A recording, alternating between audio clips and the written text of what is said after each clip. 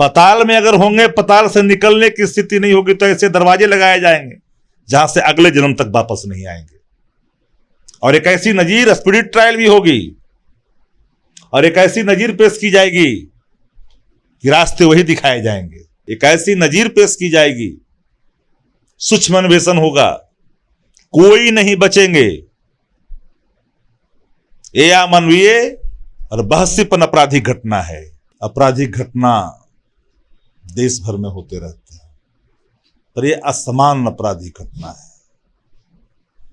अपराधियों ने जो अपनी मानसिकता जाहिर की है, लंबे दूरियों तक गोली चलाई है, एक चुनौती भी है। धनाधन गोलियों की आवाज, 30 से 40 किलोमीटर तक चलते हुए दो अपराधी बाइक सवार पे। पुलिस कहां है, यह सवाल है, क्योंकि 30-40 किलोमीटर के बाद वो फायरिंग करते हैं, 10 लोग घायल होते हैं, एक की मौत हो जाती है। यह घटना बिहार की है साहब, आप मुस्कुराइए, बिहार में है। अब ये जनता राज है या जंगल राज, हम जानेंगे शक्ति सिंह यादव से। कह रहे थे जनता राज है, जनता राज या जंगल राज? गोली चल रही है 40 किलोमीटर तक। आपराधिक घटना देश भर में होते रहते हैं, पर यह असमान आपराधिक घटना है। अपराधियों ने जो अपनी मानसिकता जाहिर की है, लंबे दूरियों तक गोली चलाई है,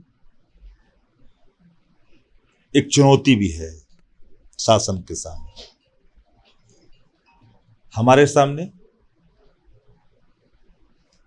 सबके सामने।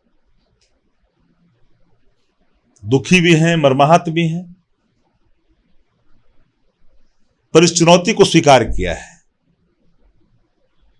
अपराधी को पाताल में भी होंगे, ढूंढ निकाले जाएंगे जल्द से जल्द। इतना जरूर भरोसा दिलाते हैं बिहार वासियों को कि कानून के राज पर जिसने अपने मंसूबा व्यक्त करने की कोशिश की है, उनके मंसूबे कभी पूरे नहीं होंगे। एक ऐसी नजीर पेश की जाएगी, सूक्ष्म अन्वेषण होगा, कोई नहीं बचेंगे। ये अमानवीय और बहसीपन आपराधिक घटना है।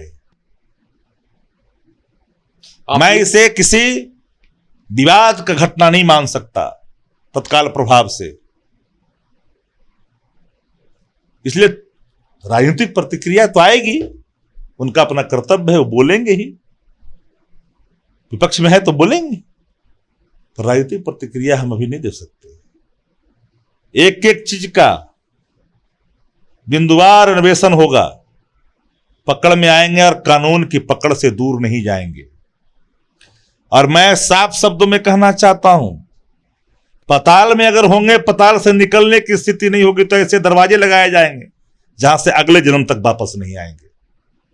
और एक ऐसी नजीर स्पिरिट ट्रायल भी होगी और एक ऐसी नजीर पेश की जाएगी कि रास्ते वही दिखाए जाएंगे। फिर कोई हिम्मत न जुटा सके ऐसे दुर्दांत अपराध को अंजाम देने का। ये कौन सी मानसिकता का अपराध है? सर, तो आपके शासनकाल में हुआ ना, आप जवाब देंगे कि बेगूसराय में 30 से 40 किलोमीटर तक फायरिंग होती है, पकड़े नहीं जाते। कहां था गश्ती करने वाले दल, कहां थे पुलिसकर्मी? हमने कहा ना कि जिस घटना को अंजाम दी गई है वो असमान आपराधिक घटना है। मैं मर्माहत भी हूं, दुखी भी हूं। जिम्मेदारी कंधों पर शासन की है, शासन के सामने चुनौती पेश की गई है। तो पूरे तौर पर आप इस बात को जान लीजिए कि अपराधी बचेंगे नहीं। जब कोई नहीं बचा है अपराधी, तो ये कैसे बचेंगे? पुलिस पे कार्रवाई नहीं होनी चाहिए कि कहां सो रही थी पुलिस? कहा कि हर पहलुओं की जांच होगी, हमने किसी एक चीज की बात तो की नहीं। सूक्ष्म अन्वेषण होगा, जो भी शिकंजे में आएंगे कोई बक्से नहीं जाएंगे। जो भी शिकंजे में आएंगे कोई बक्से नहीं जाएंगे। ये आम घटना नहीं, आपराधिक घटना, ये अमानवीय है। और ये बहुत दिनों के बाद, या कहा जाए कि ऐसा बहुत दिनों के बाद ही देखा गया कि 30 से 40 किलोमीटर तक फायरिंग होती है। और पुलिस कहां है, ये तो सवाल है, क्योंकि कोई अपराधी पकड़ा नहीं जाता है। एक बाइक पे 2 सवार अपराधी अंधाधुंध फायरिंग करते हैं और उसमें 10 लोग घायल हो जाते हैं। अब ये कौन सा राज है, आप ही लिखिए नीचे कमेंट बॉक्स में। जुड़े रहे हमारे साथ, तब तक के लिए आपका बहुत बहुत धन्यवाद।